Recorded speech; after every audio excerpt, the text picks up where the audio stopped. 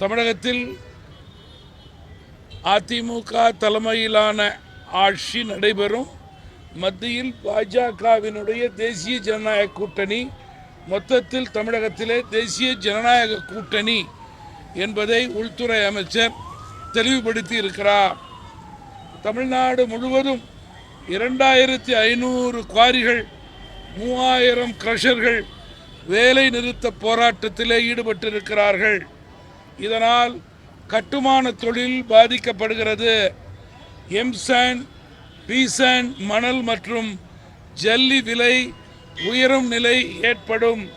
எனவே அரசு உடனடியாக இதில் தலையிட்டு நல்ல முடிவை ஏற்படுத்த வேண்டும் என்று கேட்டுக்கொள்ள விரும்புகிறேன். கோவை, திருப்பூர் மாவட்ட பகுதிகளிலே விசைத்தறியாளர்களின் போராட்டம் கடந்த 15 நாட்களாக தொடர்ந்து நடந்து கொண்டிருக்கிறது. தொழிலாளர்களுடைய கூலி உயர்வு கேட்டு போராடி கொண்டிருக்கிறார்கள்.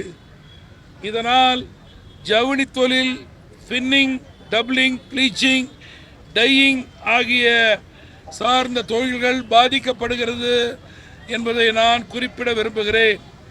தமிழக அரசு அமைச்சர் தொழிலாளர் குழு என்று முத்தரப்பு பேச்சு நடத்தி முடிவு காண வேண்டும். மேலும் தமிழக அரசு புனித வெள்ளி என்று மதுக்கடைகளை மூட வேண்டும் என்று தமிழ் மாநில காங்கிரஸ் கட்சியின் சார்பிலே வலியுறுத்துகிறேன். தமிழகத்திலே தற்போது கோடை காலம் தொடங்கிவிட்டது. தடையில்லா மின்சாரம் தமிழகத்திற்கு தேவை.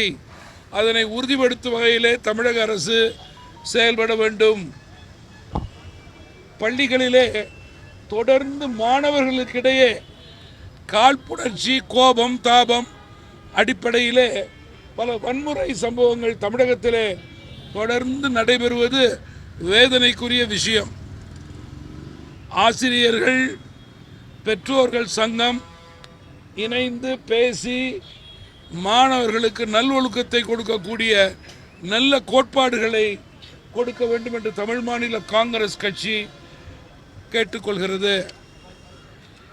டாஸ்மாகில் நடந்த 1000 கோடிக்கு மேல் சட்டவிரோத பரிமாற்றம் பற்றி அமலாக்கத்துறை விரைந்து நடவடிக்கை எடுக்க வேண்டும் என்று தமாக கேட்டுக்கொள்கிறது. நன்றி, வணக்கம்.